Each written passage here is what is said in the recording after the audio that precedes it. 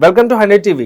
హైదరాబాద్లో మరొక lady doctor ప్రాణాలు తీసుకున్న ఘటన, లేకపోతే ఆత్మహత్య, లేకపోతే అసలు ఏం జరిగిందో తెలియదు. సీన్ కట్ చేస్తే డాక్టర్ ప్రాణాలు కోల్పోయారనే వార్త మాత్రం మనకు బయట వస్తుంది. అయితే అక్కడ జరిగిన సందర్భం, లేకపోతే ఏ కారణం వల్ల అలా జరిగింది అనేది మనతో మాట్లాడడానికి బహుముఖ ప్రజ్ఞాశాలి స్పిరిచువల్ మెంటర్ సాయికర్ణం గారు ఉన్నారు. అమ్మతో మాట్లాడదాం. నమస్తే అమ్మ. నమస్కారం. హైదరాబాద్లో మరొక డాక్టర్ ప్రాణాలు కోల్పోయిన ఘటన కొంచెం ఆలస్యంగా బయటకు వచ్చింది. సో దానికి సంబంధించిన వివరాలు ఏంటో.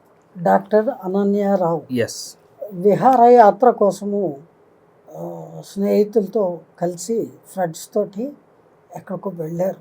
అక్కడ ఒక చిన్న జలపాతము, ఆ జలపాతము మరీ పెద్దగా లేదు, కానీ చూడటానికి చిన్నగా ఉంది. లోతు ఎక్కువ అనేది దిగితేనే కదా లోతు తెలుస్తుంది. హంపి తుంగభద్ర అనేది ఇప్పుడు ఏదైనా దిగితేనే లోతు తెలుస్తుంది, సామెత కూడా అంతే కదా, చిన్నగానే కనబడుతుంది. అసలు దిగితే కదా లోతు ఎంత తెలిసేది అన్నట్టు.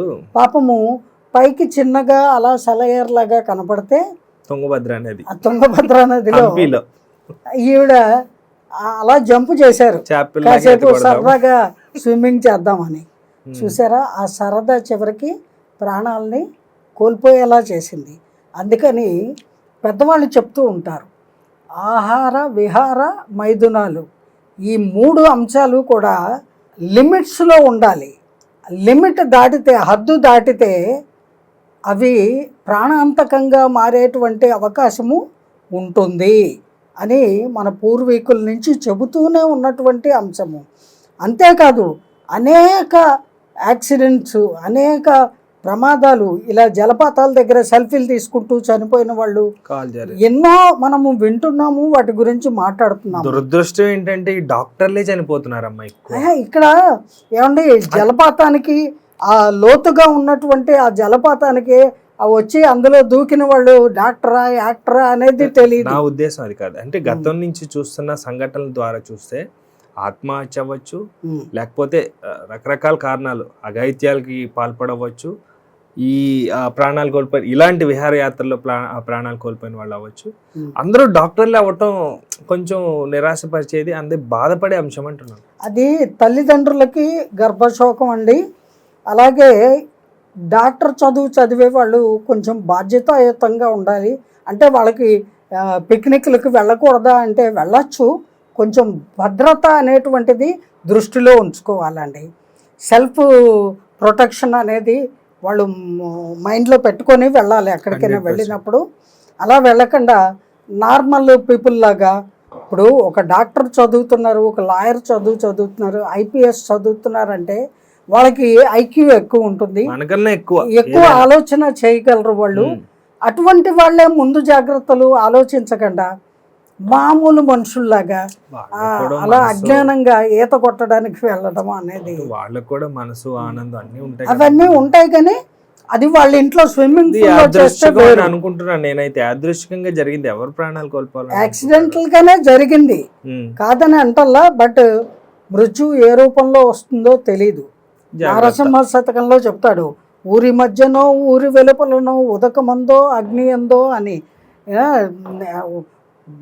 ఉదకం అంటే నీరు, అంటే సెలయేరు, వరదలు, లోయలు, ఇవన్నీ కూడా నీటికి సంబంధించినవే. ఎటు నుంచైనా మృత్యువు జీవుణ్ణి తీసుకువెళ్ళిపోయే ఆస్కారం ఉంటుంది. అందుకని ప్రతి మనిషి వాళ్ళ హద్దుల్లో వాళ్ళు ఉండాలి. అలాగే ఆవిడకి స్విమ్మింగ్ చేయాలని ఉంటే చక్కగా ఇంట్లో స్విమ్మింగ్ పూల్లో స్విమ్మింగ్ చేయొచ్చు. అలా బయటికి వెళ్ళినప్పుడు చాలా జాగ్రత్తగా ఉండాలి. ఇటువంటి ఇన్సిడెంట్స్ గురించి తెలిసిన తర్వాతైనా, ఇక మీదటైనా విహారయాత్రలకు వెళ్ళేవాళ్ళు, సెల్ఫీలు తీసుకునేవాళ్ళు, వీడియోలు తీసుకునేవాళ్ళు, జలపాతాల దగ్గరికి, సముద్రాల దగ్గరికి వెళ్ళేవాళ్ళు తగు జాగ్రత్తలు తీసుకోవాలి అని సూచిస్తున్నాను నేను. ఎంత జాగ్రత్తగా ఉన్నా ఆ ప్లేస్ కూడా హంపీలో ఉన్నటువంటి నదిగా, తుంగభద్ర నది కదా. అవునండి. ఆ పాయింట్ ఒక్కటి చాలు. స్విమ్మింగ్ పూల్ అంటే పోన్లే ఇటుకి ఇరిగిందో లేకపోతే గొయ్యి కొంచెం పర్లేదు బయటకు రావచ్చు, అది చాలా ప్లెయిన్ గా ఉంటుంది. నది అంటే తుంగభద్ర నది లోతు ఎక్కువ అండి. ఇప్పుడు గోదావరి నది ఉంది, ఎప్పుడు చూసినా ఇసుక దెబ్బలో ఇసుక మ్యాట్లే ఉంటాయి, దిగేమంటే ఊబది. ఇప్పుడు అలా వేరు కదమ్మా, ఇది నది అన్నప్పుడు ప్రవాహం ఉన్నప్పుడు కామన్ థింగ్ కదా. ఏమైనా ఎవరికైనా సరే ఈ సందర్భంగా నేను చెప్పేది, మీరు విహారయాత్రలకు వెళ్ళండి, కానీ మీ వివేకాన్ని కోల్పోవద్దు. కొంచెం మీ హద్దులు మీరు గుర్తుపెట్టుకొని మీ విహారయాత్రలు చూసుకోండి. సెల్ఫ్ ప్రొటెక్షన్ అనేది మైండ్లో పెట్టుకోవాలి. ఎక్కడ ఏ ప్రమాదం పొంచి ఉంటుందో తెలియదు కాబట్టి తస్మాత్ జాగ్రత్తగా ఉంటూ మీ సరదాలు తీర్చుకోండి. ఎవరు వద్దనరు.